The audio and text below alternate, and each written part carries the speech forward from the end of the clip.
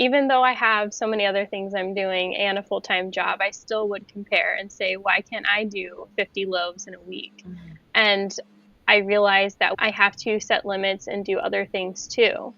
So maybe I just do 30 loaves in a week, but I'm also doing other things that are easy to put in the fridge for 1 to 2 days before baking so that I can prep those, a couple days in advance. And those still are very profitable items. They're actually my best sellers and they make up a good portion of my revenue in my microbakery. So think outside the box. Don't just think in terms of how many loaves you have to make. There's plenty of other things that you can make sourdough that aren't as labor intensive and can be prepped in advance. Welcome to the Breadwinner Podcast. This is the show for sourdough microbakery owners who are building a sustainable, successful, profitable business from their home. If you are already in business or if you're dreaming of starting one, this is the place for you. I'm your host, Caroline Bauer. I own a successful in-home sourdough bakery, and I am here to share everything I've learned that works and that doesn't, plus everything that I'm researching along the way so we can build thriving businesses together. Welcome back to another episode of the Breadwinner Podcast. It's Caroline here, and I am back with another episode packed with microbakery insights. Today, I have a guest, someone who I've been watching on social media for a long time, and she has such a beautiful voice and contributes so wonderfully in the community, has so much to teach, and I wanted to get to know her a little bit deeper. So I have Hannah Guzman here, and she is going to share some of her journey. So I would love for you to start by just introducing yourself and let us know who you are and how you got started in the sourdough world. Well, first of all, thank you so much for having me. It is an honor to be on a podcast. I never thought when I started my microbakery journey 8 months ago that I would be on a podcast one day, but here we are. So I'm Hannah. I live in Fort Myers, Florida with my family. My husband and I have been married for 6 years and we have two boys. We have a 1-year-old and a 5-year-old. And I just started my microbakery journey 8 months ago.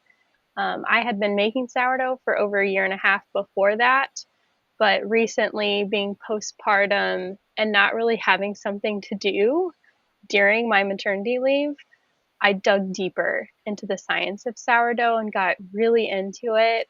It was super healing for me and therapeutic during that journey. And of course, one thing led to another. I found out that you could sell sourdough starter and that was legal to do in my state. And I created a whole microbakery out of it and launched my microbakery in March of 2024. So here we are on the podcast today. That's amazing. I love that. And I feel like that is probably affirming for other people who maybe feel like they haven't been doing it long enough. But 8 months is enough time to really make some big waves and make a significant impact in your own family and journey. That's so cool. Yeah, you just never know what it's going to lead to Mm-hmm. at the end of the day. Mm-hmm. That's so true. And I see you taking so many steps, just one step after the next. So we'll get into that a little bit more. But I want to go back a little bit. You touched on your postpartum journey. And I think that's probably very relatable. A lot of bakers in the community can probably connect to you on that. I would love to hear a little bit more about the healing aspect of just getting your hands in sourdough and what that looked like for you. Absolutely. I never looked into the science of what it's like digging in hands on to a hobby and how that is healing. But medically speaking and scientifically speaking, if you're working with your hands and you're experiencing depression, anxiety, any kind of symptom of not being able to control your surroundings, if you work with your hands in a hobby, it is healing scientifically. And I guess I never knew that. I never knew why I gravitated towards sourdough or why I wanted to dig deeper, why I wanted to do it every day. But all I knew is that in my postpartum journey, when I was experiencing anxiety and not being able to control the unknowns and experiencing these heavy feelings, that I wanted to do something with my hands to take my mind off of it. And sourdough was that thing for me. Normally, I was a golfer and I did other things before that, but you can't exactly leave your 2 month old with your husband for 4 to 5 hours a day while you go golf. So, being able to do sourdough in the kitchen wasn't taking time away from my family. And it was something for me to continue perfecting. I couldn't necessarily control the results, but I knew that if I worked hard enough, I could get what I wanted to get as a result. So that's why I just kept doing it every day. And then eventually it led to a microbakery. But it's very healing. And I've talked to a lot of other microbakers and moms and people who have gotten into sourdough because of the same exact thing, Mhm. and they never knew why, but it was because they were experiencing those heavy feelings of depression and anxiety, and they needed to do something with their hands to get their minds off of it. Yeah. That's so beautiful. And that makes sense. I have a friend who often gives the advice that if you work with your mind a lot, do something with your hands. And the reverse is true also. If you work with your hands a lot, do something creative with your mind as a way to just shift out of whatever you're stuck in, the patterns in your head. I think that's so beautiful. That was so healing for you. Like I said, I think so many people experience or maybe need to experience something similar. And I love that you're talking about it. So you said that it led into, well, clearly it led into the business. Tell me a little bit about that experience. Yeah, that was fun. That's how I always am, where I get really passionate about something. I do something for a period of time, and automatically I'm thinking very business minded, and how can I turn this passion or this hobby into something that rewards me for my hard work instead of just, a hobby. And that happened with the microbakery. So I was working on sourdough every day. I had gotten really good at it, and people were noticing and they were asking to buy my bread. And I thought, oh, maybe there are some legal limitations or things that I'm not looking into and I need to before I can actually start selling it. I was just going to sell to family and friends, but I like to take the legal approach to everything. So I dug deeper and realized that under cottage food laws in the state of Florida, you can sell up to $250,000 worth of product a year without having to get any kind of special license or open an official business or LLC. You can do this from home as long as you are following the proper guidelines, labeling restrictions, and including allergen information and a disclaimer, of course, that it's made in a cottage food operation. And so once I figured that out, it was off to the races where I knew that I could start selling maybe 10 loaves a week, and that would be doable within my home oven. I told my husband I would never sell more than 10 loaves a week and that it was going to be a little side hustle and hobby. And one thing led to another, and now I'm doing markets and biweekly bread drops and making 40 plus loaves a week. But that is the journey. It just took Googling cottage food laws after somebody asked to buy my bread, and I figured out it's completely legal in my state. Mm-hmm. That's amazing. Yeah. I've learned to never say never. I said I would never live in Texas. And now I've lived here for 12 and a half years. It's funny. Yes, never say never, for real. Yep. Just be open to whatever may come. I love that you just embraced it and just have run with it as it's grown. But also, it sounds like you've probably had to put in some limits and understand. You said you do Yes. bi-weekly bread drops rather than just, you could probably do weekly. Tell me a little bit about that. I imagine that is a decision that you've made as you balance motherhood. You're still in the baby stage with your youngest. Mm-hmm. What's maybe some insights you could share to people who are trying to find that healthy balance between motherhood, and entrepreneurship? Yeah, absolutely. So when I first launched my microbakery in March, I got really excited and I started doing weekly bread drops where I would take orders up to a certain point manually. I wasn't doing this with Hot Plate at the time. I was just taking orders every which way. And I didn't really limit myself. So I was getting up to 15, 20 loaves during those early stages of my microbakery and doing it every week. And it was becoming exhausting Because one thing a lot of people don't know is I do work a 9 to 5. So I have to fit in the majority of my prep and just the whole process of sourdough between the hours of 5 to 9 in the mornings or at night, really late when my kids are asleep.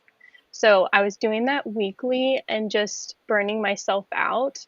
And I knew if I wanted it to be long term and sustainable for me and my schedule, and my family, that I had to create limits. And being the person I am, I like to push myself and do too much always. And so my husband said, hey, if you want to do this, you're going to have to in some areas. And one of those was doing biweekly bread drops or just one market a month and one bread drop a month. And to me, that does feel sustainable based off of having a week break in between. You can do it weekly, especially if you don't work full time. I think it's possible to do weekly, but I've talked to a lot of bakers who burn themselves out by just doing too much too fast, especially if you don't have the right tools and equipment. And that just can become very manually exhausting, having to do all of those heavy lifting jobs and all of that work. So it's where I'm at, where I have found balance. I've been able to fit it into my schedule, but definitely limiting myself was the best thing that I could have done. I love that. That's so wise. I didn't put it in the outline, but you're not unique working a 9 to 5, but that is a unique challenge. Do you have any insight into how you work in those fringe hours in the early morning and the late night? But what does that look like maintaining health and feeling probably at least somewhat rested to function well? Do you have any tips or things that you've found that really make that more manageable for you? I wish I could say that I'm doing it well, but there are times where I forget to meal prep, and my husband does pick up the slack in those areas. He does feel like he's taking on a heavy lift during my bake and prep days, always.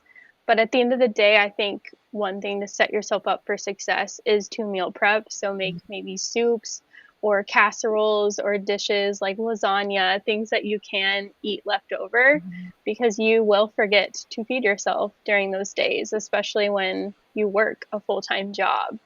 I have talked to other microbakers who do this on top of their full-time job, and they do the same schedule where they are at home, so they do work a remote job, and they're able to fit in all of their prep and bake days during the early morning hours or late at night.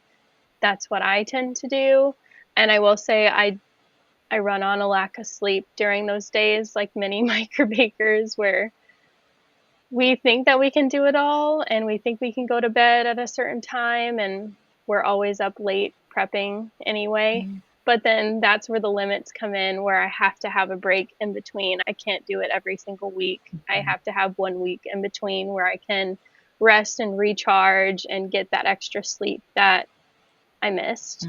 I do take lots of supplements, drink lots of water, make sure you're drinking orange juice, things to boost your immune system during those days where you don't have a lot of sleep.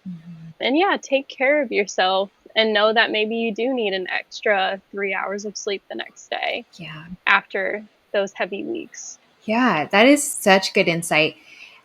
And I think it's so important for people to hear that whole picture of the limits that you set.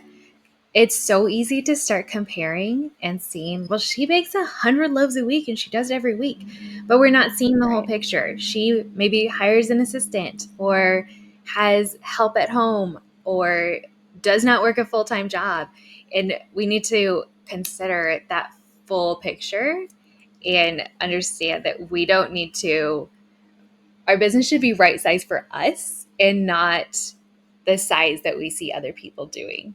And it sounds like you're doing a really good job of understanding your limits and making it fit in with the capacity that you have right now. And I think another thing too on that topic is that I would see people make 100 loaves a week and compare always. Even though I have so many other things I'm doing and a full-time job, I still would compare and say, why can't I do 50 loaves in a week? And I realized that with my home oven and not being able to produce as much as quickly and not being able to take the entire day to prep, I have to set limits and do other things too. So maybe I just do 30 loaves in a week, but I'm also doing cookies that I can prep in advance, scones that I can prep in advance, other things that are easy to put in the fridge for 1 to 2 days before baking so that I can prep those a couple days in advance. And those still are very profitable items. They're actually my best sellers and they make up a good portion of my revenue in my microbakery to do brown butter chocolate chip cookies, funfetti cookies, snickerdoodle cookies, maple pecan scones, pumpkin scones. So think outside the box. Don't just think in terms of how many loaves you have to make. There's plenty of other things that you can make sourdough that aren't as labor intensive and can be prepped in advance. That's a really good reminder, and probably a really helpful shift for people who are just focused on the breads to understand Yep. that you can squeeze in some cookie prep in a 30-minute window and not have to stay up Yep. until the wee hours of the morning. I love that. Exactly. So you are doing a lot. You alluded to that already. So you have your 9 to 5, you're running your microbakery, but you also show up really well in the online side of the sourdough community. So I see you on YouTube and on TikTok and on Instagram. How do you manage that first? But then I also want to know just your mindset around connecting, and we'll start there. Yeah, of course. So let's talk about mindset. So I did talk about this in a YouTube video a couple months back where I read a book last year, The 7 Habits of Highly Effective People by Stephen Covey. And that did alter my brain chemistry a little bit and change my perspective. I knew I had a lot of the habits and the mindset that he talks a lot about in his book, but I never knew that's what it was called. So the abundance mindset is what I personally have. That is how I formed my worldview, where I do think that there's infinite opportunities for everybody, especially in business. And I never view another small business or another business in general as competition. I view them as a unique business that has a unique offering, and I have to figure out how to show up as Hannah Mhm. and put my best foot forward and be unique and different and differentiate myself. So, as long as I'm focused on what I need to do to be a better person, I know that there's plenty of opportunity for me out there just as much as there is for anybody else. So when I look at other microbakers, I don't view them as competition. I really do think that there's plenty of opportunity out there for us. And sometimes I see that toxicity in this community where on social media, they think that it's all about them. The world revolves around them. Or other microbakers being threatened or upset by maybe another microbaker being at their market or in their neighborhood. And I truly think that if you show up and put your best foot forward, people are going to support you because it's you. Mhm. And there's plenty of opportunity out there. So that's my mindset. And when I show up on social media, I support people. I know that there's plenty of opportunity. There's room for us all to go viral on social media. And I'm never viewing somebody else as competition. Mhm. And I think that's truly what has helped me grow as a person, as a business, and on social media Mhm. is just by being supportive. So that's like number one, mindset. And then the second part of that question, remind me. So I see you show up so much on social media. Yeah. And among all the other things you're doing, how do you make time to contribute in a meaningful way? Because you really do serve so well on social media. So how do you fit that in? Yeah, that's a great question. So again, like I have to limit myself because there have been times where my husband has said, "Hey, like you're on your phone too much," Mhm. or you're not really present. You're detached. Like you're thinking about what you need to post in 2 hours or what you need to post in the future. And maybe I'm not alone in this, but I didn't know that you could schedule social media posts on Instagram. And one thing I started doing that changed the game for me with creating boundaries is scheduling posts. So I do think of content, I'm inspired, I write it down in my notes in my Keep on Google, and I also write it down in my notes on my phone so I don't lose the ideas, but I don't have to post in the moment or post right that second. I schedule my posts at times where traffic is really high on social media, especially YouTube and Instagram. And I save things to drafts on TikTok whenever I feel inspired. And then I post during a time frame where there's high traffic. So that is how I have set boundaries. And I think that the content is still high quality, regardless of not posting in real time, but I schedule it, and that helps my peace of mind. And knowing that I can still spend time with my family, but I have 3 posts scheduled this week or 5 posts scheduled. So I think that's what helps me be consistent is by having content, but not necessarily having to post in real time. Yeah. That's so helpful. That really makes sense. So, do you batch create content? Do you usually have a bunch of drafts ready, or do you just create it as you're inspired and then schedule it for the future? So I create lists of ideas of things that I know I need to make content on, and it's endless. Like it just keeps going. So I know the questions that I've been asked, the things that people struggle with, a common thing that a beginner might struggle with, and I have content ideas. And based off of my bake and prep days, I use that opportunity to film myself doing certain things that would create content for those questions. So it's mutual where like I'm balancing both my microbakery days, but then also creating content at the same time. And then in my off weeks, that's where I have the most time to really focus on content because I'm not doing my prep and bake days that take the majority of my energy. And I don't have anything left to give during those weeks. So the off weeks are when I'm really focused on content. And I do have just B-roll saved in my camera roll where I know I can reuse content. You don't have to create an entirely new video for every single idea. You can pull B-roll content for a lot of things. So yeah, I would say batch creating during my off weeks and having everything prepped and scheduled or in drafts for the following. That's super helpful. And I love Yeah. that you recycle your B roll. That's something that I Yes, think a always. lot of people don't realize they can do. I like Yeah. to, a photographer friend of mine told me to do fake bake days. And so sometimes I'll do that where I don't have orders and I'll just do a bake day, but it takes the pressure off because these loaves aren't pre-sold or anything. So I just get to like make True. sure I That's a great. feel cute and take the content at that time. And then I just recycle it for months. That is a great idea. Yeah. Yeah, because most of the time I do not look good on my bake and prep days because I'm tired, not putting on a full face of makeup. It's not necessary. You don't have to look cute. We're always usually probably in sweats or joggers and covered in dough. So that's real life. Like we don't have to glamorize it. But sometimes that's helpful for me just to shift my mindset because I have a really hard time filming content like on my actual prep days.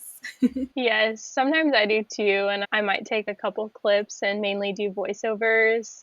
Actually, filming in real time is the most difficult for me with the kids in the house and not wanting to wake people up in the mornings. So, you'll very rarely find me doing content in real time and actually speaking to the camera about what I have to say. Most of the time, it's a voiceover.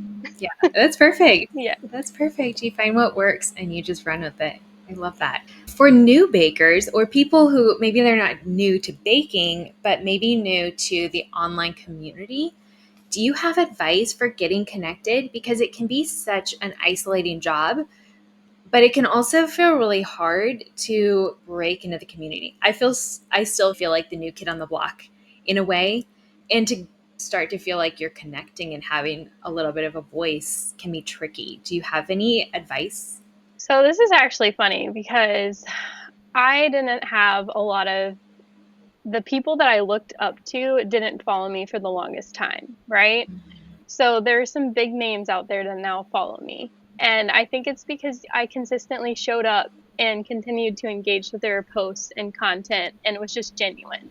It wasn't about crying for attention and wanting them to recognize me or wanting them to follow me. But I truly loved their posts and the content that they created as microbakers. And I wanted them to know that I appreciated their content, whether that was sliding into their DMs and letting them know that their posts resonated with me, or going onto their posts and actually commenting things that were meaningful and weren't just like a, oh, great post, blah, blah, blah. Mm-hmm. And now those people follow me, which is crazy. But just don't doubt yourself. Don't think that you are so small and you're never going to grow. I think having the mindset that you're working towards something and you know what your goals are and that you're going to hit those goals one day. It might not happen tomorrow, but it's going to in the next 8 months. Like it took me 6 months to really gain traction on social media, I would say. And it was all about just being consistent, being authentic, showing up, engaging, commenting, liking, sliding into people's DMs. I think that creators, they get the most reward from people engaging with their posts. Mm-hmm. So if you're constantly just going to DMs, you might find that those people are ignoring you. And it's, don't take it personally. It's just because they have 50 DMs that they haven't replied to, or 100 DMs. But if you are engaging with their actual content and helping them grow, then they see that if you're being consistent showing up. So those are my tips, is just to be yourself and know that you are going to grow. You just have to keep working towards it, and being supportive of other people. Yeah, that's so helpful. And I think you said, maybe you didn't, or maybe I read between the lines, but the consistency of it too, just showing up repeatedly, I think is also crucial. It is. I think that's probably one of the top spoken words on the podcast, because that really is one of such the absolute keys to growth in anything, but it's just not giving up when you don't see the traction yet. Exactly. Continue to show up. Yes, 100%. Like there are posts that I had a couple likes on, and it would have been easy for me just to give up at that point and know that, oh, people don't resonate with my content. But I was in the infancy of growing on social media. Mm-hmm. And now, like looking back, just 6 months' time, the only thing that was consistent is me being authentic, showing up, engaging, and being supportive of others, and creating quality content that has value at the end of the day. People have to see value in your content. Yeah, that's beautiful. And it's working for you. I see you all the time, and I just really see you serving well, and you are staying true to your values, and it's clear that you know who you are and you know how you want to serve, and everything aligns in that way and feels really honest and authentic. And I think you're just getting started. It's really cool to Thank see you you. show up. Yeah. Yeah, we'll see where it goes. But for right now, I'm having fun for sure. Yeah, I love that. So, a random question, but I'm curious, is there something that you normally wouldn't share online in your socials or your YouTube channel? Maybe it's a little bit long, or maybe it doesn't quite fit into your usual content, whether that's like a story or some challenge you've experienced or something. Is there anything that comes to mind? Yeah. Yeah. And I think I'm ready to share this. I had an experience with my local market that I think a lot of microbakers face, and people in general that go to markets. I think a lot of vendors experience this, but you will find that a lot of your local markets, maybe it's your farmer's market or just consistent like craft fairs or markets, they have their vendors, right? That they love and that have been there and that are consistent. And sometimes it can be really hard to break into a market because they limit the amount of vendors that are going to be able to sell that particular product. And then not only that, once you get into the market, it's really hard to find a market that's going to allow you to sell everything you want to sell, because they'll say, oh, you sell sourdough cookies. Well, somebody else sells cookies 2 booths down. You can't sell cookies. Or, oh, you're selling bread. You can sell your baked goods, but you can't sell your bread because we have a French bakery that comes here and they sell bread. So you'll find that there is a scarcity mindset in the farmers market slash market community. A lot of the managers, they have that old school mindset of not everybody can be successful. And if one person is successful, they're taking away from somebody else. So I experienced that at my market, and that's why I stopped going. And I think that you can also experience vendors being territorial and having issues with other vendors at the end of the day, because they have that mindset of there's not enough for everybody. And if that person is successful, then I can't be successful. And I don't think a lot of people know that, because going to markets and being just someone who shopped at markets, I would have never known that's the mindset that is in that community. Mm-hmm. A lot of people are telling me, I want to get into markets. I think it's so fun. And honestly, I probably would have stayed with just doing my bread drops on a bi-weekly basis, because it's less headache. There's no overhead costs. You're not having to pay for your spot. You're not having to deal with the bureaucracy of those markets. You're not having to deal with the managers of the markets having that mindset. And I'm okay with just doing the bi-weekly bread drops from home with the occasional pop-up. Mm-hmm. But I would think outside of the box. Think of salons. Think of places that do like chiropractic care or wellness or workout places, like small businesses that want you to come and sell your product. Because I think that's where you're going to find a lot of success, and it's an untapped market compared to having to fight all these different farmers markets, having to pitch yourself, having to go through the application process, get insurance, pay your fee just to get a spot, and then have to deal with that after the fact. Mm-hmm. It's not a fun experience. So there can be great markets, but just know that is the mindset. Mm-hmm. And I don't really share that a lot on social media, but that's what I went through. And I just want people to know that happens. Yeah, I appreciate you sharing that, because I think that's probably really validating for other people who have experienced that.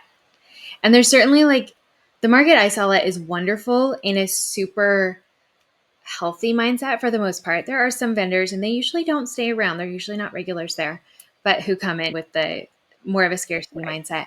So the great ones do exist, but Yes. it is true that I've experienced others that don't fall in that category, that are more like what you've experienced. So thanks for sharing that, and thanks for being honest and saying maybe a market is not the right fit for you, and you don't have to force it and try to make it fit and to look for another option. I really appreciate that. And I think I saw Yeah, of your course. post, and the way that you communicated it. I see so much integrity in you and just staying true to your values, but also being honest and saying, this just didn't align with the way that I see life. And so I drew a boundary. Yep. Good for you. Definitely. It's like you don't have to say like the ins and outs of necessarily what happened, but just know that it's a little bit harder to break into a market for people who are maybe in a bigger city and there's a monopoly on certain things. I think coffee was one thing that my friend experienced, where he couldn't break into a market for the longest time, for 2 years of his business, because there was a monopoly on coffee at all markets. And unless you live in a small town and maybe you have a manager that doesn't have that mindset, it's difficult because there's a lot of bureaucracy and just favoritism that happens sometimes within that community. Yeah, that's really true. It's unfortunate. Maybe we'll lead the charge on shifting the mindset. That would be nice. We'd have huge markets that everybody wants to go to, because you allow people to come in and sell their product and compete at the end of the day. Yeah. At the end of the day, I do think the abundance mindset will win. I can think about our local market, and I'm actually going to have the organizer on this show at some point. Oh, that's She can awesome. share insights to those who maybe do feel led to maybe be the market organizer in their area. So that's coming down the road. But I think there's a lot of room for growth in that area. And I appreciate you just starting that conversation. Of course, yeah. Happy to. That's amazing. You are using your platform for good. One of my final questions for you here is, you are fairly new in your microbakery journey, but you have learned a lot already and you're sharing a lot.